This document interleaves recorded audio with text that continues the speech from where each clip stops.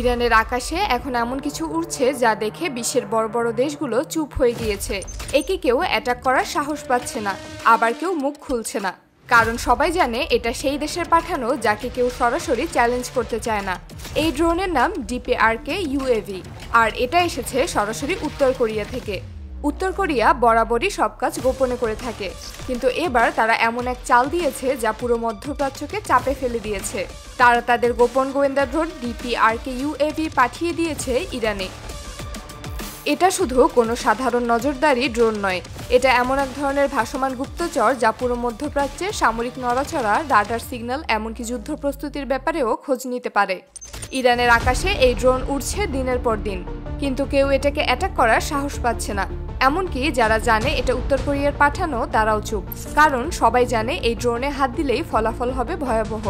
উত্তর কোরিয়ার আচরণ কেমন হতে পারে সেটা অতীতে তারা বহুবার দেখিয়েছে।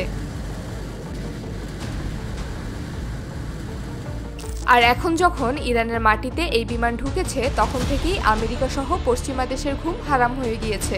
এই ড্রোনের সবচেয়ে ভয়ের ব্যাপার হলো এটি চুপি চুপি ঢুকে নজরদারি করতে পারে, ছবি তুলতে পারে, শত্রুপক্ষের সেনাঘাঁটির অবস্থান বের করতে পারে, এমনকি হামলাও চালাতে পারে। তার চেয়ে ভয়ের ব্যাপার হলো এই ড্রোন শত্রুপক্ষের যে কোনো রাডার সিগন্যাল ব্লক করে দিতে পারে। কোনোভাবে যদি একবার শত্রু দেশগুলো একে অন্যের সাথে যোগাযোগ করে, এই ড্রোন সেটা সঙ্গে সঙ্গে ধরে ফেলে। তারপর সেই তথ্য সরাসরি ইরানি মিলিটারি হেডকোয়ার্টারে পাঠিয়ে দেয়। ফলে যুদ্ধ শুরুর আগেই ইরান বুঝে যায় কোথায় কি হতে যাচ্ছে, কোন দেশ কোন দেশের সাথে কি কথা বলছে সবকিছুই জানতে পারে। এই ড্রোনকে বলা হয় উত্তর কোরিয়ার সবথেকে বড় হাতিয়ার। এটাকে এত গোপনভাবে উত্তর কোরিয়া তৈরি করেছে যা আমেরিকা পর্যন্ত টের পায়নি। উত্তর কোরিয়া এই ড্রোন আবার বের করেছে কিছুদিন আগেই, আর তারপর থেকেই পুরো পশ্চিমা বিশ্বে একের পর এক নিউজ হয়ে চলেছে। জানলে অবাক হবেন, উত্তর কোরিয়া এই ড্রোনের প্রথম সফল পরীক্ষা চালিয়েছিল আমেরিকার আকাশে, আর তারপর থেকেই পুরো পশ্চিমা বিশ্বের মাথা ব্যথা এই ড্রোন।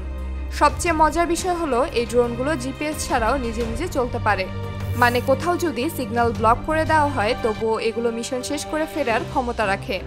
এই ড্রোন এতটাই উচ্চ ক্ষমতা সম্পন্ন যে এটি মাটির নিচে থাকা কিছু বৈদ্যুতিক বা ভৌগোলিক কম্পন পর্যন্ত ডিটেক্ট করতে পারে। মানে শত্রুপক্ষ মাটির নিচে গোপনে কোনো অস্ত্রাগার তৈরি করলেও এই ড্রোন তা ধরে ফেলতে পারে। এই ড্রোনের দুটো ভার্সন আছে। ছোট আকারের ড্রোন শুধু গোপন ইনফরমেশন আনার জন্য ব্যবহার করা হয়, আর বড় ড্রোন বোমা বা এক্সপ্লোসিভ বহন করতে পারে এবং নির্দিষ্ট টার্গেটে গোপনে হিট করতে পারে। ইরানের কাছে এই ড্রোন মানে শুধু একটা নজরদারি ডিভাইস নয়, বরং এটার জন্য আকাশে উড়ে বেড়ানো এক প্রযুক্তিগত চোখ। আর এই চোখ এখন শুধু ইরানের ওপর নয়, গোটা মধ্যপ্রাচ্য এমনকি পশ্চিমা সামরিক ঘাঁটিকেও সারাক্ষণ দেখছে, তাকেও প্রকাশ্যে স্বীকার করুক বা না করুক। আর এই কারণেই এখন ইরান কাউকেই ভয় পাচ্ছে না। তবে বড় প্রশ্ন হচ্ছে কেন কেউ এটাকে আঘাত করে না, কারণ সবাই জানে যদি কেউ এই ড্রোনে আঘাত করে তাহলে উত্তর কোরিয়া সেটা সরাসরি যুদ্ধ ঘোষণা হিসেবে নিতে পারে। তাদের আচরণ অতীতে যেমন ছিল এখনও তেমনই খ্যাপাটে, সেজন্যই কেউ এটার বিরুদ্ধে কোনো পদক্ষেপ নিতে সাহস পাচ্ছে না। এমনকি যুক্তরাষ্ট্র, ইসরায়েল বা ব্রিটেনের মতো দেশেরও কোনো অফিসিয়াল বিবৃতি আসেনি এই ড্রোন সম্পর্কে। যদিও স্যাটেলাইট ইমেজ আর ইন্টেলিজেন্স রিপোর্টে এই ড্রোনের প্রমাণ মিলেছে।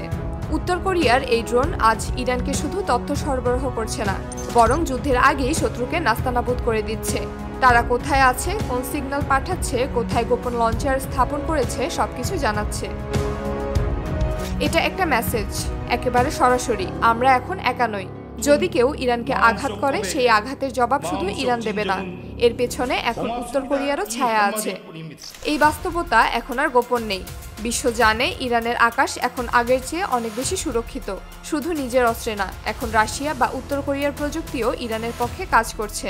এমন পরিস্থিতিতে এখন কেউই ইরানে কোনো রকম অ্যাটাক চালানোর সাহস করছে না, কারণ তারা জানে সেই আক্রমণের ফলাফল ঠিক কতটা বিপজ্জনক হতে পারে।